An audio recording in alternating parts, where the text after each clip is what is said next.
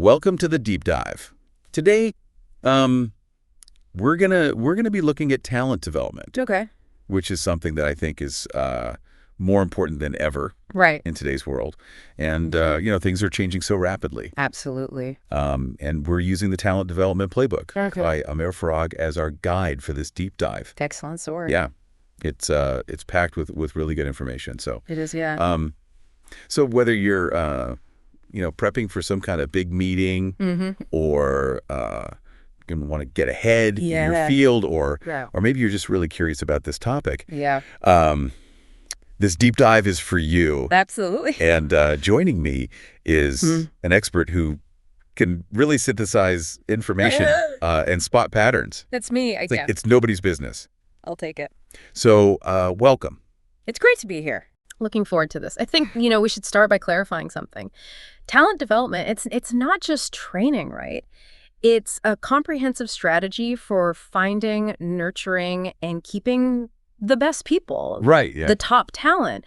It's like a holistic approach to building a workforce that is going to fuel your company's success. So it's more than just checking out boxes, you've got the skills, you're good to go. Oh, yeah, way more than that. It's about creating an environment where people can thrive and grow and contribute all their unique talents to achieve amazing things. So how does that actually play out in a business sense? Well, let me give you an example. Research from McKinsey found that companies with really robust talent development programs, they see a 13% boost in workforce performance. Oh, wow. That's a real number. It's not some feel-good thing. Right. That's a significant competitive edge. Yeah. And we're not even just talking about productivity here. We're talking about innovation and growth. That makes sense. If your employees are constantly, learning and growing, they're gonna be able to come up with new ideas. Exactly. Think about it. Yeah. If your employees are constantly learning and growing, they're more likely to be the ones who come up with those creative solutions, those innovative products that will set your company apart from the competition. And retention too, right? Huge. That's a big That's a big win. The playbook actually cites a LinkedIn study where 94% of employees said they would stay at a company longer if it invests in their career development. Yeah. Well, that makes sense. If you're invested in and you feel valued, like the company is investing in you, then why would you leave? Absolutely. Absolutely. Think about what that means for a company. Lower recruitment costs, onboarding is smoother. Right. You've got a more experienced workforce, more stable. It's gold. It really is. It's a win-win. Right. Yeah, for both the employee and the employer. Absolutely, yeah. So we're kind of setting the stage here. Yeah. For talent development. What it is, why it's important. Right. But I think to really appreciate where we are today. Yeah. We need to take a little trip back in time. Okay. Yeah, a little history lesson. I love history. Yeah. Yeah. Okay, so take us back. So way back, early 1900s, talent development was all about vocational training, right? Okay. Very specific skills for very specific jobs. Right. And then things changed after World War II. Okay. Businesses became more complex.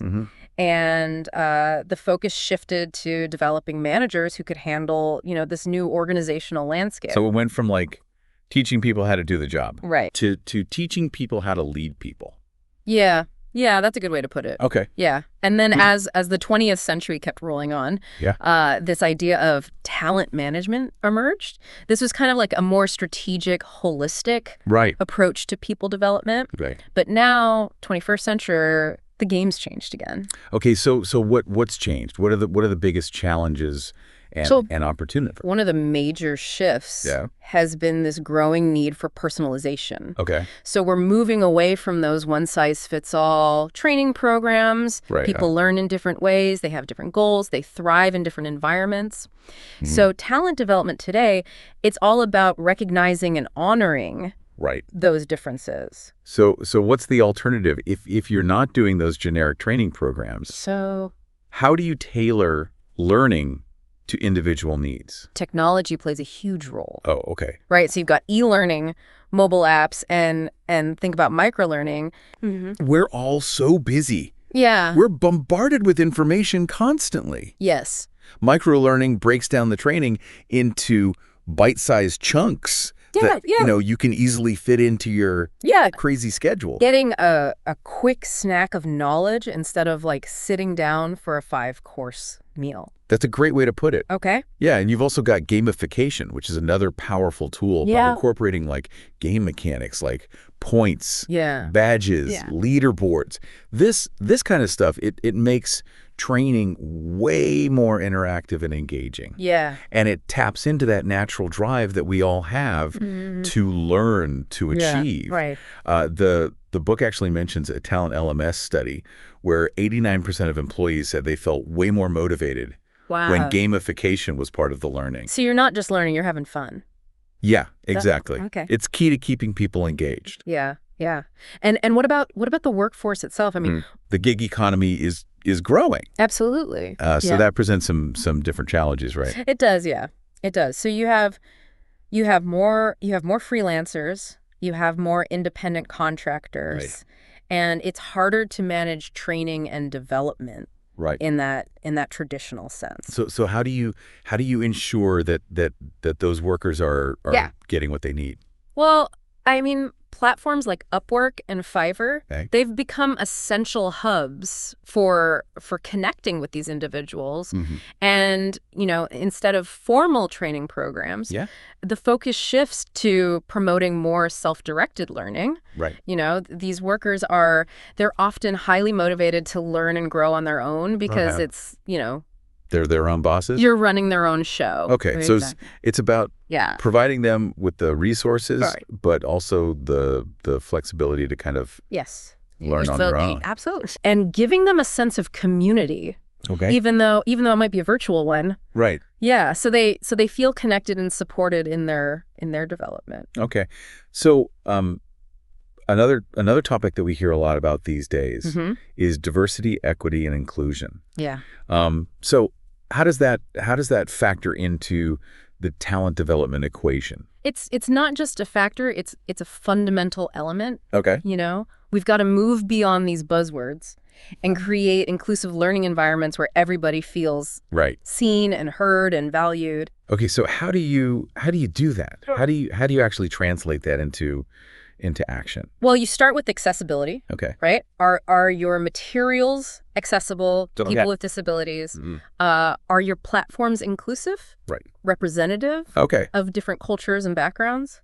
So you're saying that it takes a lot of intentionality to really, really create. You got to be thinking about it. A welcoming and inclusive.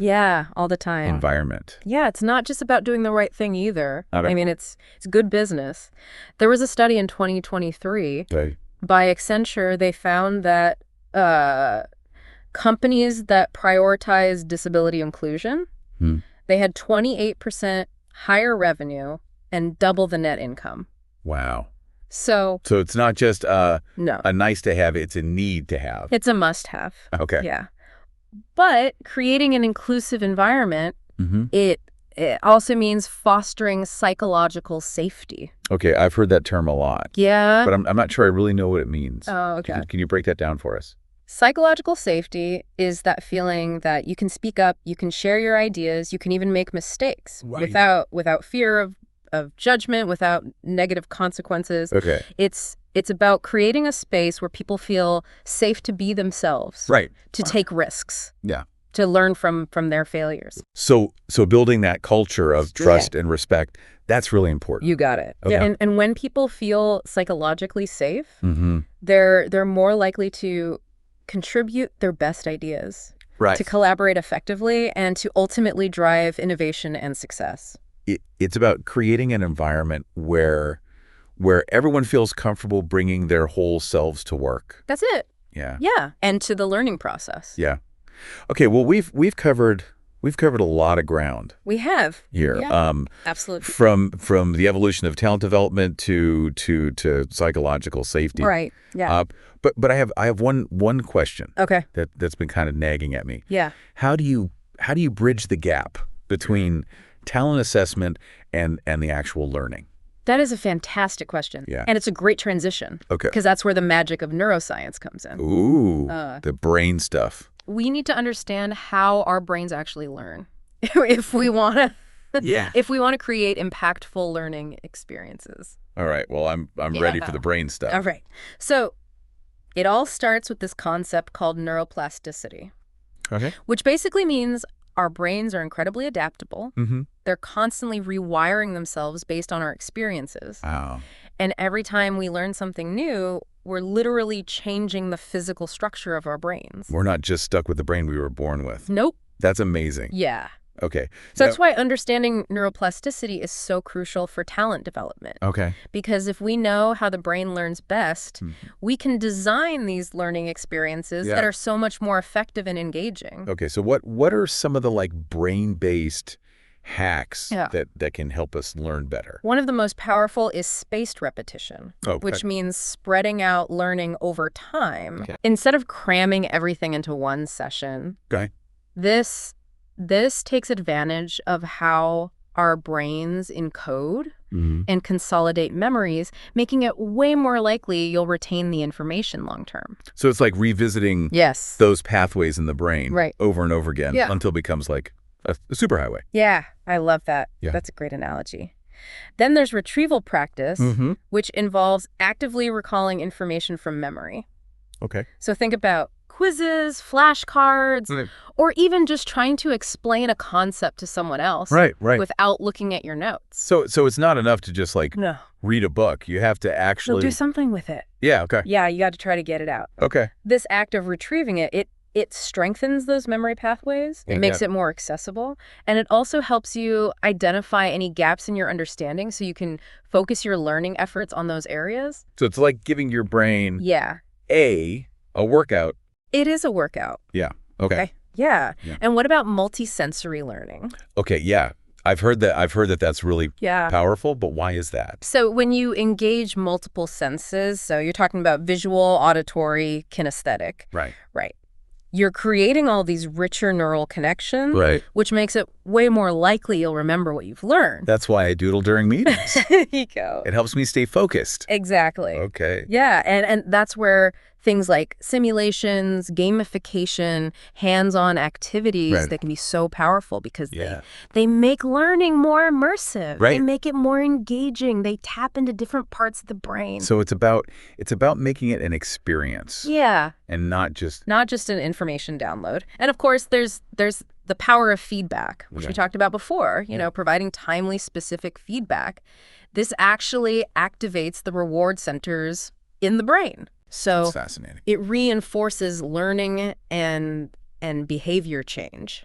So it's not just about it's not just about giving advice. It's about it's changing the chemistry of our brains. Okay.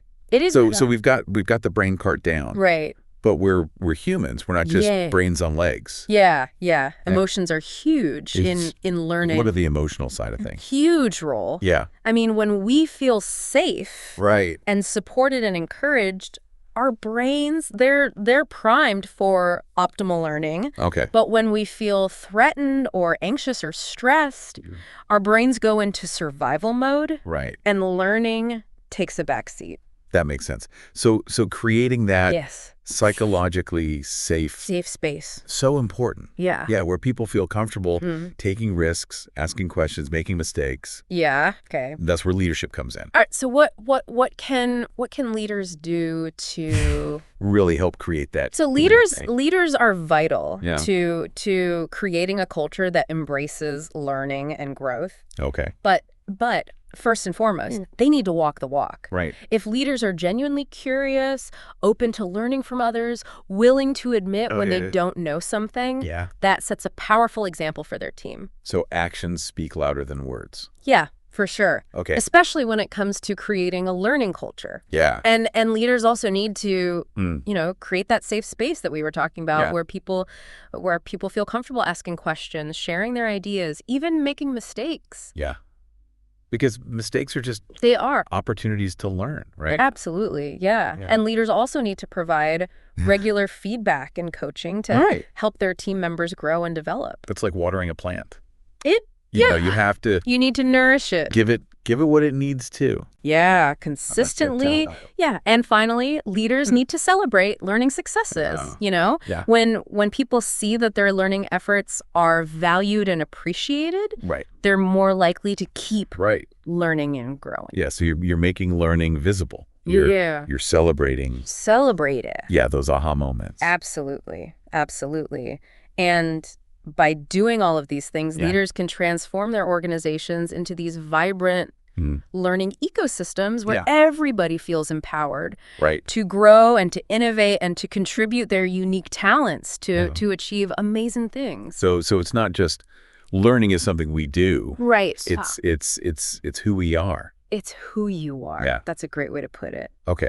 So we've talked about the theory a little bit. I want to get into some practical applications here. Okay. So what are some actual strategies that companies are using?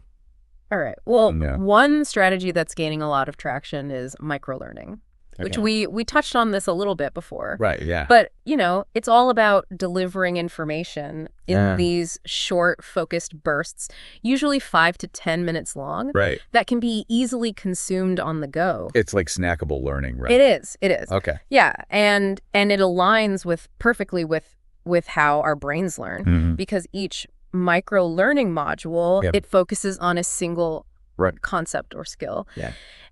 It's easier for learners to absorb, retain the information. Yeah, it's not overwhelming. And it reduces cognitive overload. Right. Yeah, which happens when we try to cram too much information into our brains at once. So it's like giving your brain these bite-sized pieces of information to digest rather than just overwhelming it with, a huge feed. Yeah. So how is it usually delivered? So you've got videos, quizzes, interactive exercises, infographics, you name it. And it's often delivered through platforms that incorporate gamification, like points, badges, leaderboards. Oh, I love leaderboards. I know, right? The book actually highlights research from Gartner that shows that gamification can boost engagement levels by up to 60%. Wow. Yeah. So that's pretty significant. It is. Okay. It is. So if you're looking for a way to make learning more fun and effective, gamification is definitely worth exploring. So we've got microlearning, we've got gamification. Yeah. What else is in the toolbox here? All right. The book also talks about simulations, which can be really effective for developing a range of skills, from technical to soft skills. Right. They create a safe space for learners to practice skills and decision-making in a realistic environment without any real-world consequences. Like a flight simulator for pilots. It is. But for any job. For anything. Okay. Yeah. You can experiment. You can make mistakes. Yeah. You can learn from your failures without any real-world risk. So it's about learning by doing. Yes. But in a safe environment. Okay. Yeah. So it sounds like the key here is to create a blended learning experience. Yes. That combines all of these. All different approaches. Different technologies to create a dynamic and engaging learning journey. So how do you personalize all of that? That's where technology can really help. Okay. Yeah. So for example, you've got adaptive learning platforms. Oh. These platforms use AI and algorithms to create personalized learning paths based on where the learner's at. Right. Their current knowledge. Okay. Their learning pace. Their preferences. So it's like having your own. Yeah. It's like having a personal AI tutor. Okay. Who's constantly monitoring your progress and adjusting the difficulty level. Right. And offering tailored feedback along the way. Yeah. And then you have learning experience platforms. Okay. Or LXPs.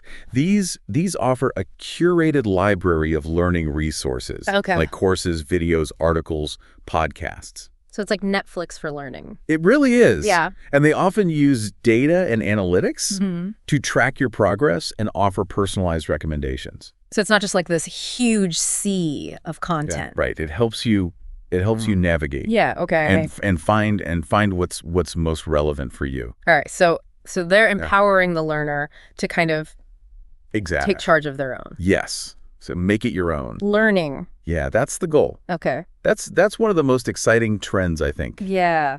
in talent development today. It's making it more. It is engaging. By embracing technology and personalization, you can create these learning experiences that are engaging, effective, and truly transformative. Yeah. It's really interesting because I'm seeing talent development in a whole new light. Good. It's not just about training courses or check the box. Yeah. Right. It's about creating this. It's a culture of continuous learning and growth. Where everyone feels empowered to reach their full potential. Yeah, that's really great. But before we get too far ahead here, how do we assess talent and performance? That is a perfect segue into our next segment. Okay, all right. So we're gonna stay tuned. We're gonna take a break, and we'll be right back. All right, let's jump right into the world of assessments. Okay. And you're right. You can't really develop talent effectively without a clear picture of what you're working with. Yeah, it's like trying to navigate a maze in the dark. Right. You need a map. You need a map to guide you. Yeah, absolutely. So how do you create that map? What does a robust assessment process actually look like?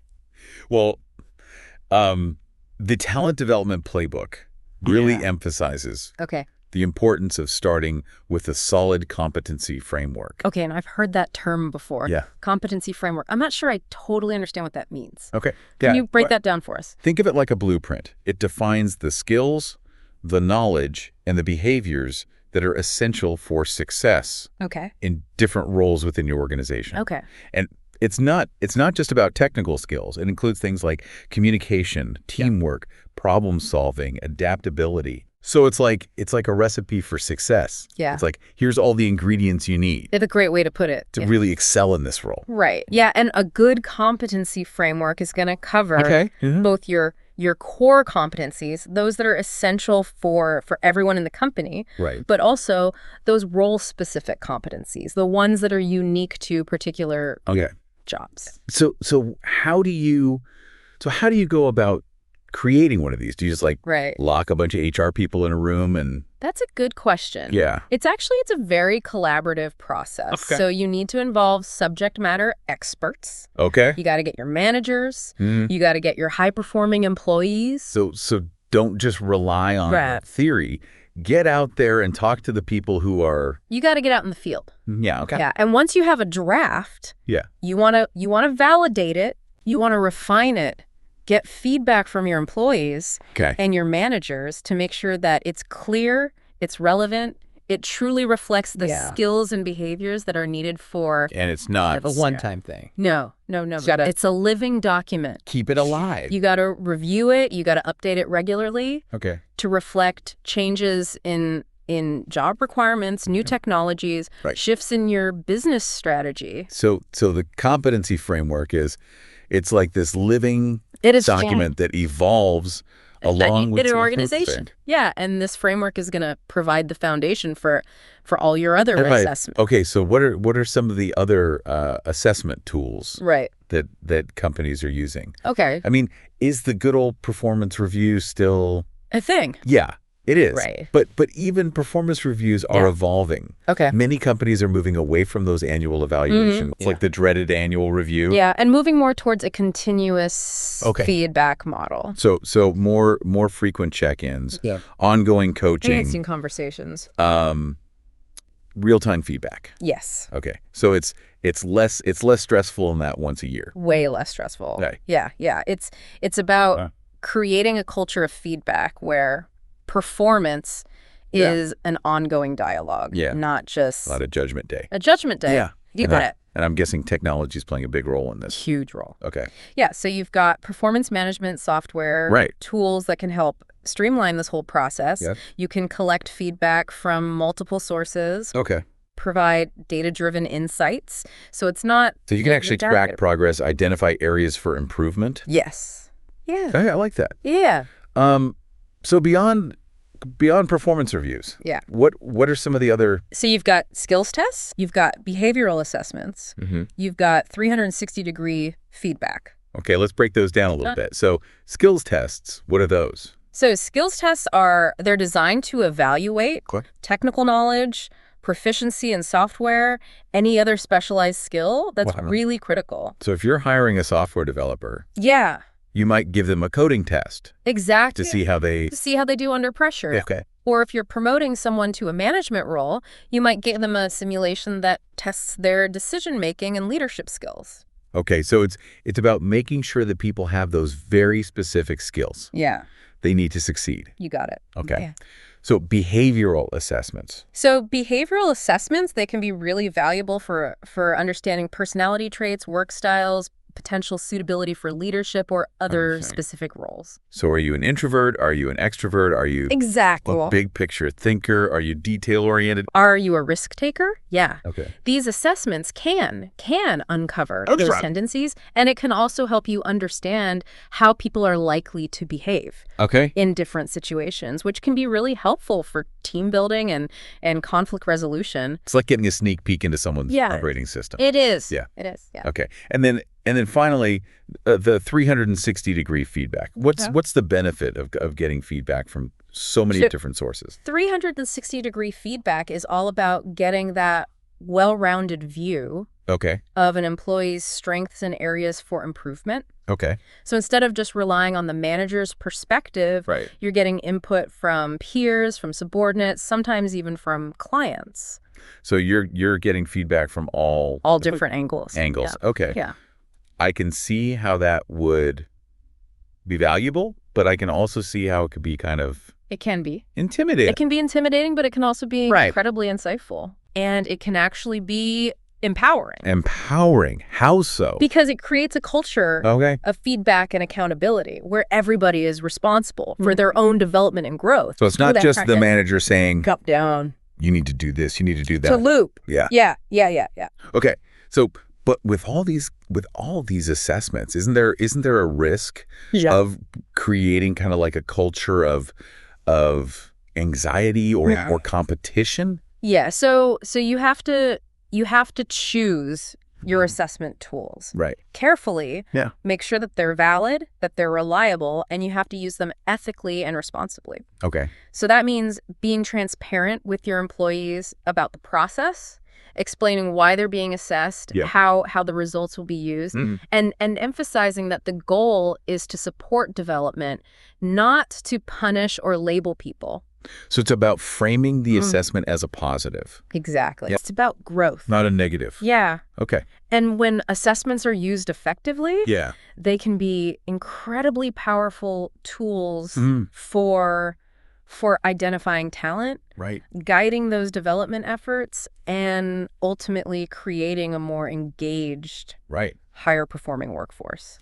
So, so we've covered the assessments. Yeah. But how do you connect all of that information, all of that data, all of those insights to the learning that needs to happen? That is a fantastic question. Yeah. And that's where understanding the psychology of learning becomes absolutely crucial. Okay, so let's understand. Okay, let's get back into the brain. Yes. Yeah. We need to understand how our brains actually learn. Okay, so what are some of the key takeaways from the Talent Development Playbook on how to make learning stick? Well, as we touched on earlier, the book really, it dives into the neuroscience. Of learn more brain stuff. Explores this concept called neuroplasticity. I love it. Yeah. Okay. Neuroplasticity. Tell me more. Is the brain's amazing ability to change and adapt throughout our lives. Okay. It means our brains aren't fixed. They're constantly rewiring themselves. Yeah. Based on our experiences. That's incredible. Yeah, every time. So we learn something new. Constantly changing our... We're literally changing the physical structure of brains. That is mind-blowing. It is mind-blowing. And this understanding has profound implications for how we approach talent development. Because if we understand how the brain learns best, we can design these learning experiences that are way more effective, more engaging, and more give us some more impactful brain hacks. Okay, so one incredibly powerful technique Yeah. is spaced repetition. Which involves spreading out learning over time. Okay. Instead of cramming everything into one excessive session. Right. So you're revisiting this information at intervals. At strategic intervals. Okay. And the reason this works is because it takes advantage of how memories are encoded and consolidated in the brain. Okay. Each time you revisit that information, you're strengthening those neural pathways. Okay. Making it more likely you'll remember it long term. So it's not just the amount of time you spend. No, it's how you spread it out. Base it out. Exactly. Okay. And another really effective technique is retrieval practice, which involves actively recalling information from memory. So quizzes, flashcards, or even just trying to explain it to someone. Without looking at notes. Exactly. Okay. So it's not enough to just passively read. You can't be passive. Yeah. You got to get in there. You got to work for it. Pull it out. Okay. That act of retrieval strengthens those memory pathways. It makes the information way more accessible. Right. It also helps you identify the gaps in your understanding so you can focus your learning. So it's like giving your brain a workout. It is. Okay. What about multisensory learning? Yeah. We talked about that earlier. Yeah. But it involves engaging multiple senses. Okay. Visual, auditory, kinesthetic. To create these richer. So you're not just seeing it or hearing it, you're experiencing it. You're experiencing it, yeah. Okay. And this is where things like simulations, gamification, hands-on activities, they can be so effective because they make it immersive. Right. They make it engaging. They make it more memorable. So it's about making it an experience and not just an information. Not just a download. Yeah. And what about feedback? We talked about feedback. Before. Yeah, for performance management. For performance management. But feedback actually plays a crucial role in strengthening those neural connections. Right. Providing timely, specific feedback actually activates those reward centers in the brain. Okay. It reinforces. It's actually like changing the chemistry. It is. It is. Yeah, so it's not just about giving advice. It's literally changing the chemistry. Wow, that's fascinating. It's pretty amazing. Okay. And what about emotions? We can't ignore the fact that we're emotional beings. No, emotions play a huge role. Yeah. And how our brains. So how do emotions play into this? Process and retain information. So, creating that psychologically safe learning environment where people feel supported. It reduces their stress. It encourages a more positive emotional state. All of this is crucial. So we're not just teaching people optimal knowledge and skills. Yeah. We're creating an environment where they can thrive. Yes, absolutely. When people feel threatened or anxious, their brains are in survival mode and they're less able to learn and retain information. That makes sense. Yeah. So to create an effective talent development program, you need to understand how the brain works and design those learning experiences aligned with those principles. So we've got the brain part down. Yeah. Now let's talk about some of the specific techniques. Okay, so the tools. The book talks about the strategies, the growing popularity of microlearning. Okay, yeah. Which we touched on that. We touched on that earlier. But can you remind us what it is and why it's such a... Right. So microlearning is all about delivering information in these short, focused bursts, usually, 5 to 10 minutes long, that can be easily consumed on the go in those short breaks. Snackable learning. Yes, it is. Yeah. And it aligns perfectly with how our brains learn. Yeah. Because each module, it focuses on a single concept or skill. Yeah. It's easier for learners to absorb and retain the information. Too much. Plus, it reduces cognitive overload, which happens when we try to cram too much in at once. Yeah. So it's like giving your brain these bite-sized pieces of information. Instead of overwhelming it with Instead of just giving it this massive feast. Right. Okay. Yeah. And how is it typically delivered? How is it delivered?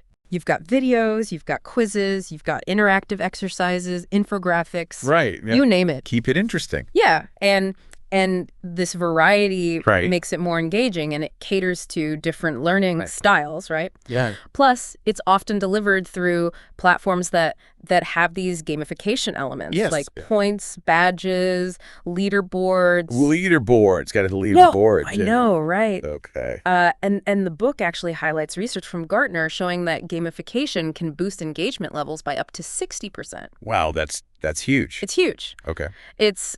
So if you're looking for a way to make learning more fun, more effective, gamification's definitely worth.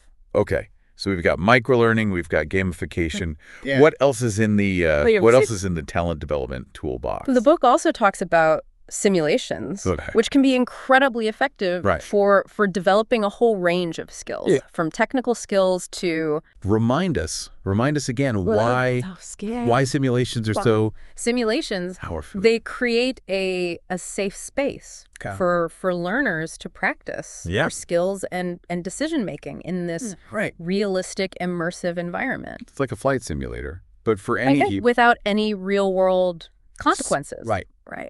So you can experiment, you can make mistakes, you can learn from your failures. Yeah. Without the risk. Yeah. And simulations can be really effective for developing those critical thinking, problem-solving skills that are so in demand today. So it's learning by doing. Yes. But in this controlled environment. Where you can kind of rewind and try again. Exactly. Yeah. Got it. Okay. So we've got microlearning, we've got gamification, we've got simulations. Yep. It sounds like the key here is to create a blended learning experience that combines all of those different approaches. Yeah, and technologies to create this dynamic, engaging learning journey. Okay. But how do you personalize that? And that's where technology can be a game changer. Okay, so let's talk tech. Right. What are some of the what are some of the platforms and tools that are transforming the learning? The most exciting developments is the rise of adaptive learning platforms. These platforms, they use AI and algorithms to create these personalized learning paths based on a learner's current knowledge level, their pace, their preferences. It's like having... Yeah, it's like having a personal AI tutor. Okay. Who's constantly monitoring... knows exactly what you need. Your progress, adjusting the difficulty level, offering tailored feedback along the way. Okay.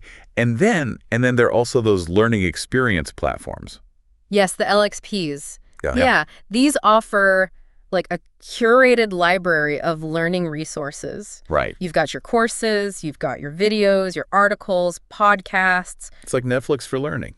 It really is. Yeah. And they often use data and analytics to track your progress and offer these personalized recommendations. So it's not just this huge sea of content. Right. It helps you navigate. Yeah. Find the treasures that are most... So it's empowering the learner to kind of... relevant for you. Take charge of their own. Exactly. Yeah. And they're not static. They're constantly evolving with new content, new features being added all the time. So it's a learning journey. It is. That's tailored just for you. It is. Yeah. And the most important part is these platforms, they empower learners to take ownership of their development. And that's so crucial because learning should be...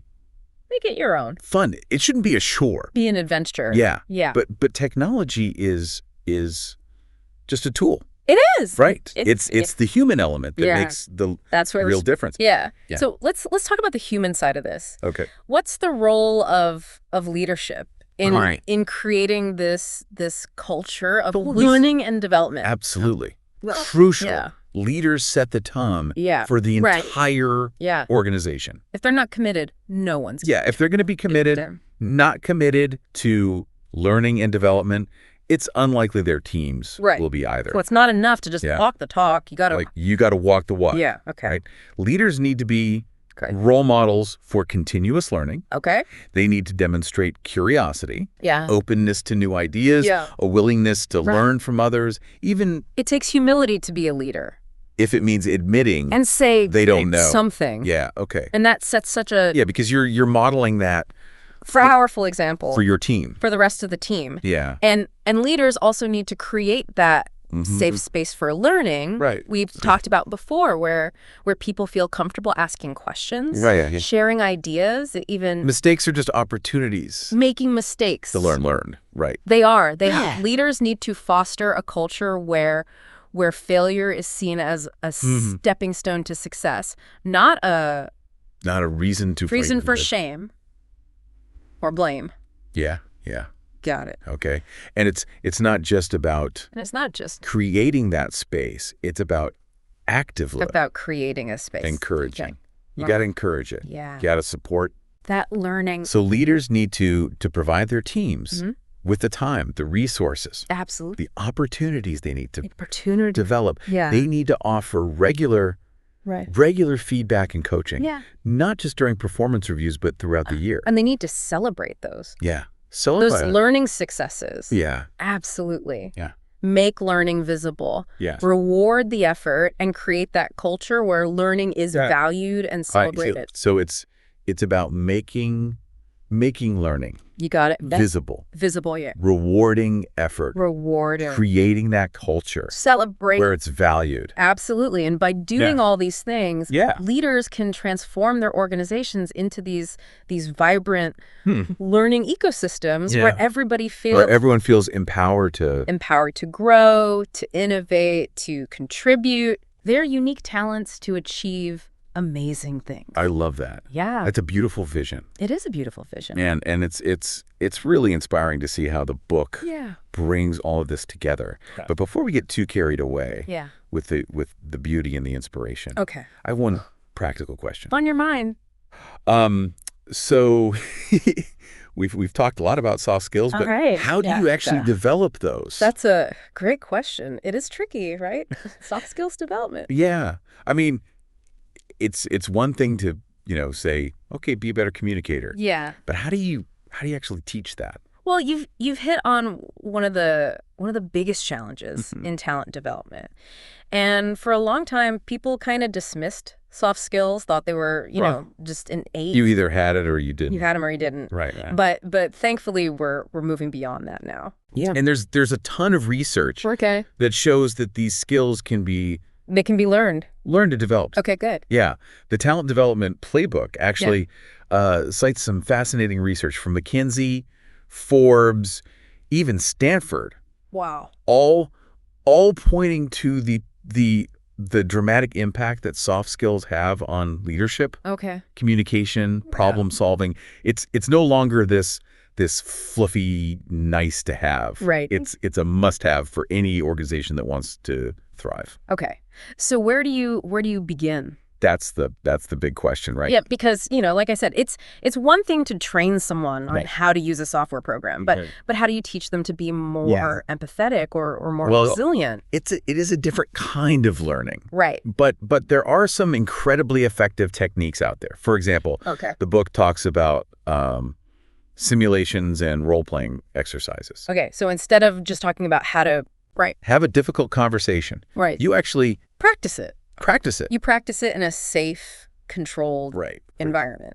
Okay. So imagine you're simulating a tough negotiation with a client, or you have to give a presentation to a really skeptical audience. Right. You get to try different approaches, get feedback, work through those nerves before you have to face the real world situation. It's like a dress rehearsal.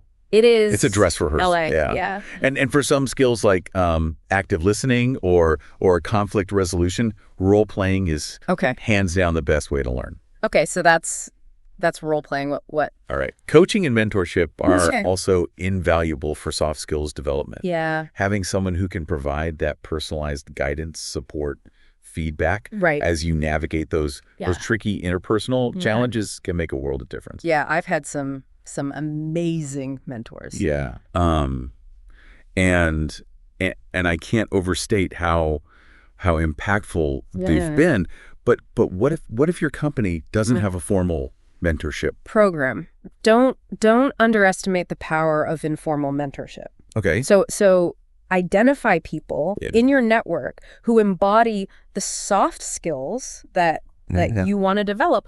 Observe how they So find your role models. Interact, how they handle challenges, how they communicate. Yeah. Don't be afraid to ask for advice or feedback. Watch what they do and how they do it. Exactly. Yeah. And it doesn't even have to be someone senior to you. Right. You can learn amazing things from your peers, even from people who report to you. Yeah. Right. We can all learn from each other. Yeah. Every interaction is an opportunity for growth.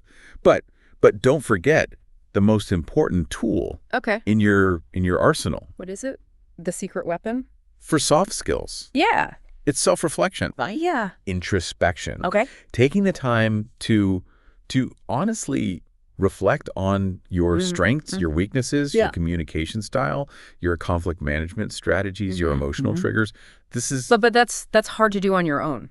a sense. So any tips for making that more? It can be. So journaling is a great way to capture your thoughts, track your progress over time. You can ask for feedback from trusted colleagues or friends, people who will give you that honest, constructive input. Yeah. There are also some great online assessments and tools that can help you gain that. So you're combining self-awareness inner work with outside exactly input. Yeah. So you're right. Okay. You need to be open to feedback from others. But you also need to be honest with yourself about your own areas for growth. Yeah. Right. And this is an ongoing process. Yeah. Just like hard skills require constant honing. Yeah. Updating. So do you gotta keep soft skills. The world is changing so rapidly. Yeah. The skills that are in demand today might not be the same ones that are needed tomorrow. Yeah. So we all need to be adaptable, willing to learn and constantly keep learning, keep growing, evolving. It's the lifelong learning thing. That's it. That we hear so much about. That's it. It's not just a buzzword. It's essential. Essential. Yeah. And this applies to both hard skills and soft skills. Okay, so we've talked about kind of general approaches. Yeah. But are there any real world examples of companies that are doing this? One company that comes to mind immediately is Patagonia. Patagonia? Yeah. The clothing company. Yeah, the outdoor apparel company. Interesting. I know they're really committed to sustainability. They are, yeah. Yeah. But their dedication to soft skills development is equally impressive. So what are they doing? They believe that their employees are their greatest asset. Okay. And they invest heavily in developing their emotional intelligence, their leadership skills, their resilience, not just because it's the right thing to do, but because it's good for business. It's good for the bottom line. And it's not just lip service, it's woven into the fabric of their company culture. So what does that look like?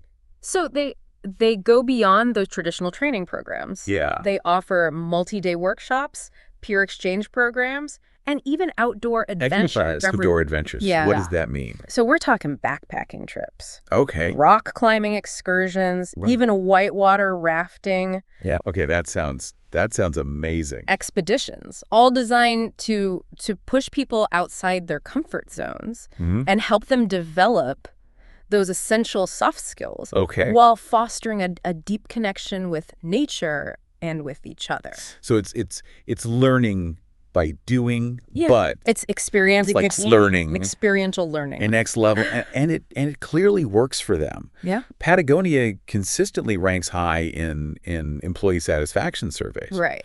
And they've got this reputation for having loyal employees and passionate employees. Okay, so it's not just about making money. It's not just about the bottom line, creating that culture where people want to. Yeah, it's about the people. Be there. It's about creating a culture where people feel valued and challenged and inspired to be their best selves. Okay. Patagonia is kind of a shining example of. Yeah, I think they're a great example. How to do this. Of how investing in soft skills development can create that win-win for both. For everyone. Employees and the company. All right. So we've covered so much in this deep dive into the Talent Development Playbook. We have. We've gone from history of talent development to to the latest trends and technologies. Yeah, and I feel like I have a much better understanding of how complex this. It is complex. This all is. It is. But I wanna end by looking ahead. Okay. What does the future hold for talent development? That's a great. What are the big trends? Yes. The challenges. It's an exciting time that we need to be in this field. Prepared for. Yeah. Because the world of work is changing at an unprecedented pace, which means talent development needs to paint us a picture of the future. Evolve. What can we expect? So one of the biggest trends we're already seeing, and it's only going to accelerate, is this rise of automation. Right. The robots are and artificial intelligence. Yeah. So how is that going to impact talent development? Because it seems like it's kind of a double-edged sword. It's both an opportunity and a challenge. Yeah. On the one hand, we need to be preparing people for the jobs of the future, the jobs that AI can't do, the jobs that require the things that create that humans can do, that machines, thinking, problem solving, emotional intelligence, the ability to work effectively with others. So we need to be focusing on those uniquely human skills. Yeah. But on the other hand, we also need to be prepared to reskill and upskill workers whose jobs are being displaced by automation. It's about helping people adapt to the changing landscape. Yeah, okay. And this is where lifelong learning becomes absolutely essential. Yeah, it's not enough to just go to school, get a degree. No. And then you're good. No. You got to keep going. You got to keep learning. Yeah. Adapting, evolving your skill set. Yeah, it's a mindset shift. It is. For a lot of people. It is. To really embrace that. And that's why it's so important for organizations to create cultures that support and encourage that continuous learning. It's not just about having... It's not just training programs. It's not training programs. It's about creating that. Creating an environment where learning is embedded in the way work gets done, where people are encouraged to experiment, to take risks, to learn from their mistakes, to share their knowledge with others. So you're creating a learning ecosystem. Yeah. Where learning is just part of the fabric of the organization. Yeah. And another trend that's closely related to this is the shift toward a more practical and flexible, with more remote work, more freelance. More freelancers, more project-based teams. So that's going to require a new way of doing things. Yeah, it's going to require a new approach to talent development, one that's more personalized, on-demand, accessible from... So things like, microlearning. Anywhere. Virtual classrooms, online learning platforms, those are going to become even more... Yeah, absolutely. Because that traditional model of bringing everyone together... For a week-long... training program. Is not going to work. It's just not going to cut it in this new world of work. Yeah, people need access to it when they need it. When they need it, wherever they are. Need it in a format that works for them. Yeah. And finally, I think we're going to see this growing focus on the importance of diversity, equity, and inclusion. We've talked a lot about talent development. DEI, but it's important, It's essential to create that truly inclusive learning environment. Yeah. We need to make sure that everyone has equal access. The learning opportunities. Regardless of their background, their identity, Because a diverse workforce is a stronger workforce. Absolutely. Yeah. Diversity of thought. Yeah. Experience, perspective. That's what drives innovation. And creativity. So those are just a few of the trends that are shaping of talent. Yeah. It's an exciting time to be skilled. It is an exciting time. And I think the key is to stay curious, to stay adaptable, the key to success is to never stop learning. Stay curious, to stay adaptable, and to never stop learning. Well, that's a great note to end on. It is. Thank you so much for this incredible deep dive into the Talent Development Playbook. Oh, it's been my pleasure. I feel like I've learned so much. It's been insightful. And I hope I hope our listeners have too. I hope it's inspired our listeners to embrace the power of learning and development. And to never underestimate. Yeah, to never the potential that lies within each of us. Underestimate the incredible potential that lies within each and every one of us. Okay, so we've reached the end of our deep dive, and I want to leave our listeners with one final question. Okay. Given all the challenges and opportunities that we've talked about, what's the one thing that our listeners can do right now, today, to either invest in their own development or create a more learning-focused environment? If you're going to walk away from this deep dive for their teams with one actionable takeaway, what would it be? Embrace a growth mindset. Okay, and what does that mean? So what does that look like? It means believing that your abilities aren't fixed, that you can learn and grow throughout your life. So don't be afraid to... It means being curious, being open to new ideas, being willing to step outside your comfort zone, embracing those challenges as opportunities. Fail fast, fail forward. For growth. But learn from those tests. Fail forward. Absolutely, yeah. And this applies to individuals and organizations alike. Create a culture where learning is celebrated, where mistakes are seen as learning opportunities, and where everyone feels empowered to pursue their own growth and development. So it's about shifting from I know everything to I'm always learning. From I know everything I need to know to I'm always learning, I'm always growing, and I'm excited to see what I can achieve. That's a great place to end this conversation. Yeah, I think that's a perfect note to end on. Well, thank you so much for joining me for this deep dive. My pleasure. Into the Talent Development Playbook. It has been. And for our listeners, be sure to check out the show notes for links to all the resources that we mentioned. Absolutely. Plus some bonus materials to keep you learning. Keep you learning. Growing. And growing. And as always, stay curious. Keep exploring. Keep exploring. And we'll see you next time for another deep dive into a fascinating topic. Until then, happy learning.